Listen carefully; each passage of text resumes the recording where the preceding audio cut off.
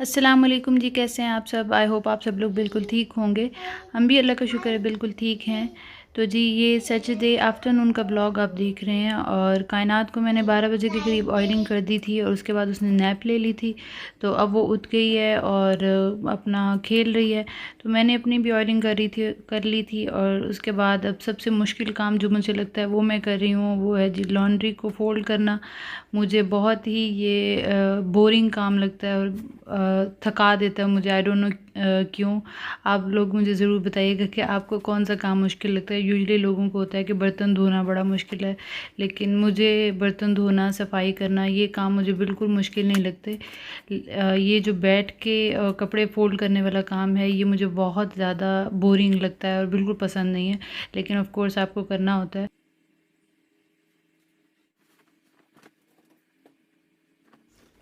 अच्छा, हमारे पास जो लॉन्ड्री के डेज़ हैं, क्योंकि हमारी बिल्डिंग में जो वॉशिंग मशीन है वो लॉन्ड्री का सारा जो सिस्टम है वो कंबाइंड है। अगर आप सेपरेट रखना चाहें अपने घर में तो रख सकते हैं, लेकिन वैसे कंबाइंड जो है वो लॉन्ड्री अवेलेबल है। तो वो जो लॉन्ड्री के डेज़ हमारे पास हैं वो हैं थर्सडे स्टार्टिंग फ्रॉम मॉर्निंग और मिड फ्राइडे के 2:30 बजे तक, फ्राइडे तक। तो जैसे जैसे फिर ये कपड़े आते हैं तो उस वक्त क्योंकि वर्किंग डे होता है तो उस टाइम वो फोल्ड नहीं हो पाते, तो वीकेंड पे फिर एक ये काम भी होता है जो हमें करना होता है। तो बाज़ औक़ात ऐसे होता है कि जो यूजुअली हमारे यूज़ के कपड़े हैं वो तो ड्रायर में हम ड्राई कर रहे होते हैं, लेकिन क्योंकि फ्राइडे जो है हमारा जो है हाफ़ डे होता है लॉन्ड्री का, और फ्राइडे हमारा वर्किंग डे भी है, तो इसलिए कुछ कपड़े जो हैं जैसे टॉवल्स वगैरह या बेडशीट्स हैं वो फिर हम ड्रायर में ड्राई नहीं करते, और वो ऐसे ही जो खुश करने के लिए जो ड्राइंग रूम बनाया होता है उसमें हम उसको ड्राई कर लेते हैं। तो फिर सारी लॉन्ड्री जो है यूजुअली या सैटरडे को या संडे को इस तरीके से ही फिर फोल्ड करनी पड़ती है। अच्छा जी, यहाँ पे हस्बैंड की सारी शर्ट्स जो हैं वो मैंने हैंगर्स में जो है हैंग कर दी हैं, और उनको फिर मैं कबर्ड में लटका दूँगी। और उसके अलावा अब मैं कायनात की जो है वो सारे कपड़े उनको तय लगा के रख रही हूँ। उसके भी कपड़े जो हैं वो मैं सारे पाइल अप करके रखती हूँ, शर्ट्स अलहदा और ट्राउज़र्स वगैरह अलहदा और फ्रॉक्स जो होते हैं वो अलहदा। तो इस तरीके से ये होता है कि जब आप इनको पाइल अप करके एक दफ़ा हाथ फेर के और इस प्रेस करके इस तरीके से रखते हैं तो जो भी सिलवटें वगैरह होती हैं वो खुद ब खुद ही ख़त्म हो जाती हैं, और वो शर्ट्स को प्रेस करने की या ट्राउज़र्स को प्रेस करने की ज़रूरत नहीं पड़ती। इसी तरीके से जो सॉक्स होती हैं उनको भी मैं एक सॉक को दूसरी के अंदर डाल के रखती हूँ, क्योंकि बहुत सारी इसकी सेम कलर्स की भी हैं तो वो मिक्स अप हो जाती हैं। तो बस जी, कपड़े जो हैं आपको जो लग रहा है ये इतना जल्दी काम हो गया, ये असल में इतना जल्दी काम हुआ नहीं था। लिटरली इसको 45 मिनट्स लगे थे मुझे ये सारे कपड़े फ़ोल्ड करने में। तो बस ये फ़ोल्ड हो गए हैं, इनको मैं कबर्ड्स में जहाँ जहाँ इनकी जगह है वहाँ पे हैंग कर दूँगी। और कुछ मेरे जो हैं वो स्कार्फ्स हैं जो मैं किसी भी ड्रेस के साथ पहन लेती हूँ, तो वो सारे स्कार्फ्स पे मैंने उनके लिए अलहदा से हैंगर बनाया हुआ है, उनको मैं वहीं पे ही हैंग कर देती हूँ। फिर वहाँ जब भी ज़रूरत होती है तो वहाँ से ले लेती हूँ। तो ये जी सारी लॉन्ड्री जो है वो फ़ोल्ड हो चुकी है, और मेरे जो ट्राउज़र्स वगैरह होते हैं वो भी इसी तरीके से मैं अलहदा से ही रखती हूँ, क्योंकि कुछ शर्ट्स ऐसी होती हैं जो आप किसी भी पैंट के साथ या ट्राउज़र के साथ मैच कर लेते हैं, तो वो सेपरेट ही रहती हैं। और यहाँ पे अपने कपड़े मैं ऐसे ही फ़ोल्ड करके रखती हूँ, और कायनात के भी इसी तरीके से बिल्कुल सीधी सीधी ट्राउज़र्स उनको बस डबल फ़ोल्ड करके तो रख देती हूँ। शर्ट्स भी इसी तरीके से एक दूसरे के ऊपर, फिर ये है कि वो एक दूसरे के ऊपर रहती हैं तो उनके अंदर जो भी सिलवटें होती हैं वो ख़त्म हो जाती हैं। और बस ये जी सॉक्स भी हो गई हैं, जो भी हस्बैंड की भी कपड़े जो हैं अपनी अपनी जगह पे पहुंच गए हैं, और अल्हम्दुलिल्लाह सारी जो है वो लॉन्ड्री ख़त्म हो गई। काफ़ी देर लगी लेकिन हो गई ख़त्म। तो बस अब लॉन्ड्री ख़त्म होने के बाद कमरा बिल्कुल ऐसे लग रहा है कि ख़ाली हो गया, इतने ज़्यादा कपड़े थे। अच्छा जी, हस्बैंड इस वक्त घर पे नहीं थे कि उनको आइज़ में इन्फेक्शन हुआ हुआ था, तो वो डॉक्टर को दिखाने के लिए गए हुए थे। तो मैं अब इस वक्त जो है वो कायनात के लिए निकाल रही हूँ कपड़े, उसको शॉवर दिलाने के लिए। तो आज लेकिन ये हुआ था कि कायनात को फ्राइडे को जो है वो जब कीटा से आई थी तो उसको ना फुट पे चोट लगी हुई थी, काफ़ी अच्छा खासा ज़ख़म उसको हुआ था। तो आज नहाते हुए उसने बहुत तंग किया, काफ़ी रो रही थी कि मुझे पानी ना लगे ज़ख़म के ऊपर ना। तो सही से उसने फिर ऑयल भी नहीं निकलवाने दिया, बस जल्दी जल्दी उसको नहलाया और ख़त्म कर दिया नहाना। कायनात एक स्ट्रॉन्ग गर्ल है, पेन तो नहीं होता कायनात को? क्या हुआ? अच्छा तारना तार लिया। चलिए अब आप मेरी तरफ देखें।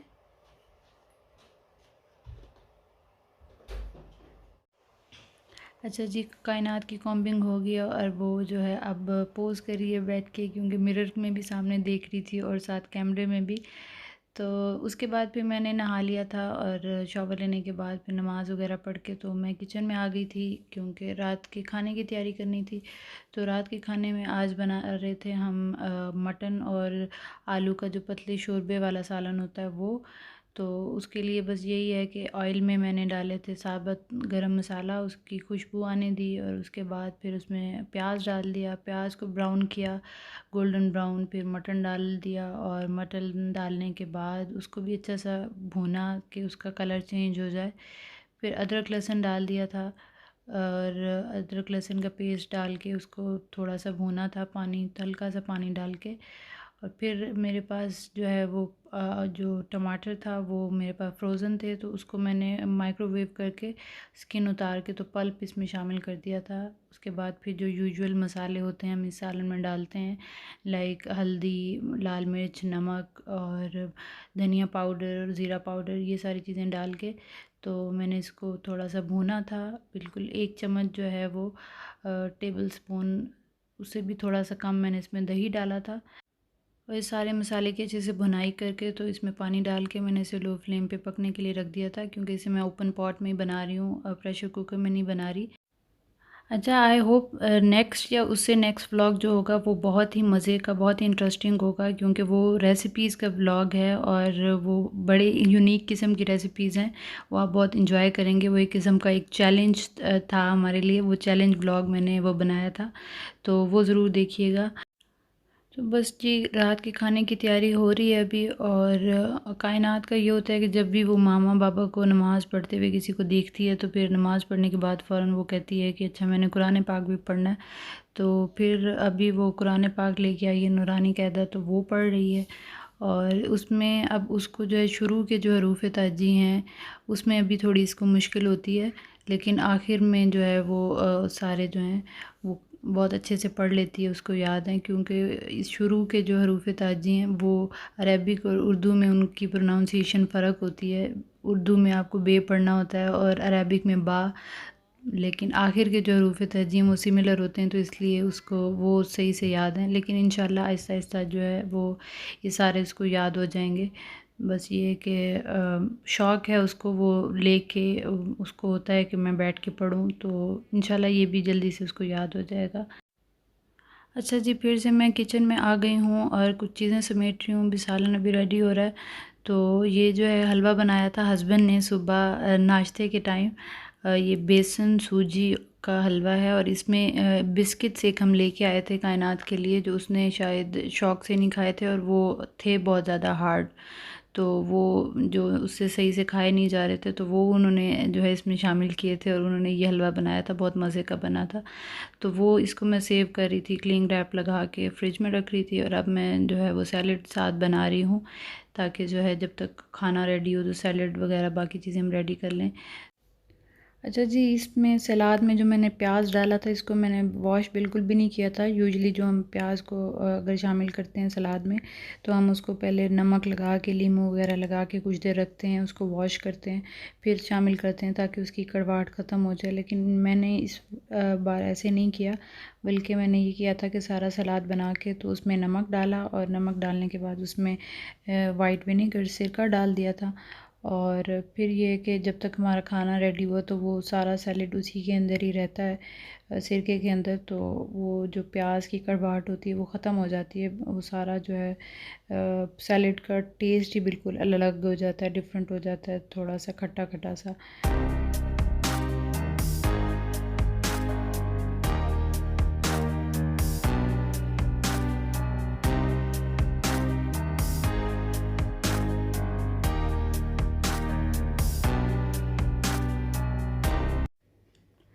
वैसे भी आई थिंक वेजिटेबल्स है वो सैलेड की फॉर्म में हो या स्टर फ्राइड फॉर्म में हो, इस तरह लीस्ट कुक्ड फॉर्म में जो वेजिटेबल्स हैं वो बहुत ज़रूरी हैं, खानी चाहिए इस तरीके से। जिनको सैलेड खाने की आदत होती है खाने के साथ, वो भी बहुत अच्छी बात है, क्योंकि ये है कि यूजुअली हम ये कि सब्ज़ियों को पका के, हम जो एशियन खाने खाते हैं सब्ज़ियों को पका के खाते हैं, उनमें उतनी आई गेस उतनी ग़िज़ाइयत जो है वो नहीं रहती है जितनी जो है वो आपकी जो रॉ वेजिटेबल्स हैं उसके अंदर होती है।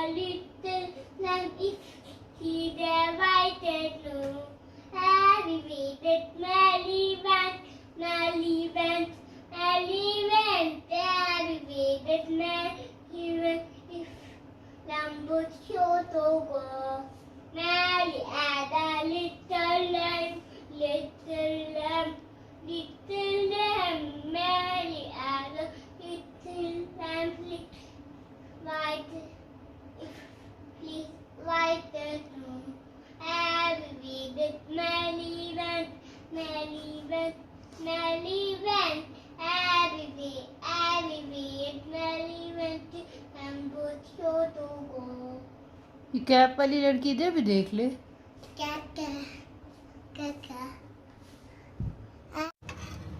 अच्छा जी, अब यहाँ पे हमारा सालन ऑलमोस्ट रेडी हो गया है। तो मटन जब 95% गल गया था तो मैंने इसमें डाल दिए थे आलू, और अब आलू गल गए हैं तो इसमें अब मैं डालूँगी हरी मिर्चें, और सालन हमारा रेडी हो गया। और अब हम खाने लगे हैं खाना रात का। और रोटियां जो है वो हम बहुत कम ही घर पे बनाते हैं, यूजुअली जो पैकेट में बनी बनाई मिलते हैं वो यूज़ कर लेते हैं, क्योंकि ज़ाहिर है पीएचडी के साथ दोनों हस्बैंड वाइफ जॉब कर रहे हैं, और इस सारी सिचुएशन में आपका हर काम घर पे करना जो है वो पॉसिबल नहीं होता। तो वीकेंड पे यूजुअली बना भी लेती हूँ, लेकिन आज नहीं बनाई थी। तो बस अब वो खाना खाने के बाद अब जो है वो बर्तन में धो रही थी, और बर्तन कुछ ज़्यादा नहीं थे तो इसलिए मैंने डिश वॉशर में नहीं डाले। तो डिश वॉशर जो है वो या तो जब बहुत ज़्यादा बर्तन हो तब डाल लेती हूँ उसमें बर्तन, या फिर वीक डेज़ में तो यही मेरी कोशिश होती है कि उसी में ही डालूँ। तो मेरे हस्बैंड को ये डिश वॉशर की जो है सेंस बिल्कुल समझ नहीं आती। वो कहते हैं कि अच्छे से इसको साफ़ करके दो डिश वॉशर को बर्तन, और फिर उसमें रखो, बस उसने सोप ही लगाना होता है बर्तनों को, और पानी डालना होता है, और सारा नाम उसका लग जाता है। सारी सफाई तो हम ही करते हैं। तो इतनी मेहनत करने के बाद जो है बेहतर है कि बंदा खुद ही धो ले। और बात भी सच है कि अगर आपका फॉर एग्ज़ाम्पल बर्तन पड़ा रहा है 1-2 घंटे कुछ सालन वाला या कुछ, आप उसे बेशक गीला करके अच्छे से फिर भी रखें तो भी उसके ऊपर अगर कोई चीज़ स्टिक हुई हुई है तो वो बहुत मुश्किल से उतरती है। इसलिए यूज़ होने के फ़ौरन बाद अगर बर्तन उसको ब्रश से उस क्लीन करके आप रखें वॉशर के अंदर, डिश वॉशर में, तो ही आप उसे अच्छे से क्लीन आपको मिलेंगे बर्तन। अदरवाइज़ फिर यही है कि हाथ से ही धोना बर्तन जो है वो ज़्यादा बेहतर होता है। तो बस यहाँ पे बर्तन जो है ख़त्म कर रही हूँ बर्तन धोना। तो साथ साथ चाय बन रही है, चाय भी बन जाएगी तो उसके बाद फिर हम बैठ के चाय पियेंगे। और मेरी कोशिश यही होती है हमेशा से, ये बचपन से ही मुझे इसी तरह ही होता है कि जब चाय बन जाए, रात की चाय, तो उससे पहले मेरे जितने भी काम हैं, चाहे वो किचन के हैं या कोई भी हैं, तो वो मैं सारे ख़त्म कर दूँ। कायनात का भी अगर दूध बनाना है वो भी मैं बना लेती हूँ।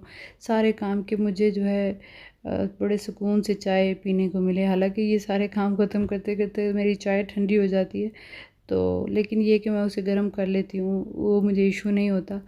लेकिन मुझे ये होता है कि मैं सारे काम ख़त्म करके फिर ही चाय पीने के लिए बैठूँ।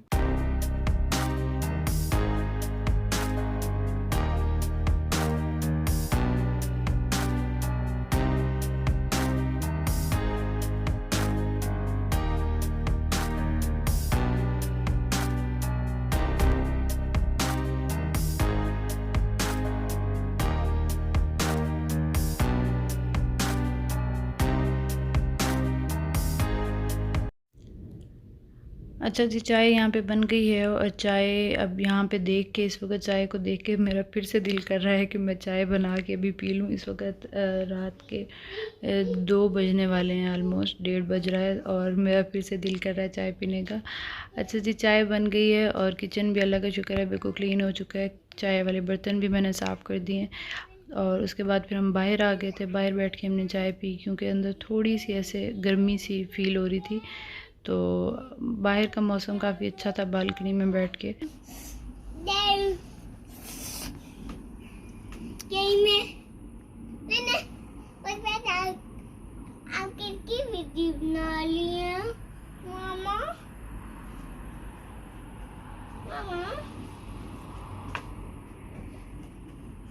मामा अब किसकी वीडियो बना ली है? आपको क्या लग रहा है?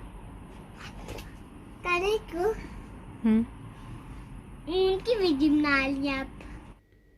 अच्छा जी, इस वक्त 12:30 बजे का टाइम हो रहा था और हस्बैंड और कायनात इस वक्त तक सो चुके थे और मैंने आज 2 वीडियोस की वॉइस ओवर करनी थी, तो इसलिए मैं आज बैठ गई थी। तो अभी 12:30 बजे मैं जब वॉइस ओवर एक वीडियो की कर चुकी थी तो थोड़ा मुझे गला खुश्क सा फील हो रहा था, तो मैं फिर यहाँ पे थोड़ी सी आइसक्रीम खा रही थी। वनीला फ्लेवर की आइसक्रीम पड़ी हुई थी।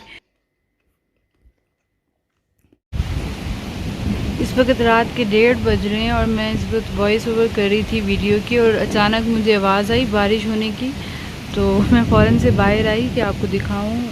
लिटरली मूसलाधार बारिश हो रही है। आज थोड़ी सी गर्मी सी हो रही थी और बस यहाँ पे मौसम का यही होता है कि रात को जो है, अगर दिन में थोड़ी सी गर्मी हुई है तो रात को बस इस तरह का ही मौसम हो जाता है, या तेज़ हवाएं चलेंगी या फिर इस तरह बारिश हो जाती है। तो लाइट इतनी ज़्यादा लाइटनिंग हो रही है, बिजली कड़क रही है। तो बस यहीं पे जो है वो इतने प्यारे से मौसम में हम अपनी वीडियो को एंड करते हैं, अपने ब्लॉग को। तो मुझे अपनी दुआओं में ज़रूर याद रखिएगा और ब्लॉग अच्छा लगा हो तो लाइक ज़रूर कर दीजिएगा और सब्सक्राइब ज़रूर कीजिएगा। चैनल पे फर्स्ट टाइम है तो अपने फ्रेंड्स एंड फैमिली के साथ शेयर ज़रूर कीजिएगा और मुझे अपनी दुआओं में याद रखिएगा। और अगर कोई कमेंट्स हों, कोई सजेशंस हों, और अगर आप चाहते हैं मैं कोई किसी तरह का कंटेंट बनाऊं, कोई वीडियो किसी भी चीज़ से रिलेटेड, तो वो भी मुझे ज़रूर बताइएगा। तो बस जी, यहीं पे अपना ब्लॉग एंड करते हैं। अल्लाह हाफ़िज़।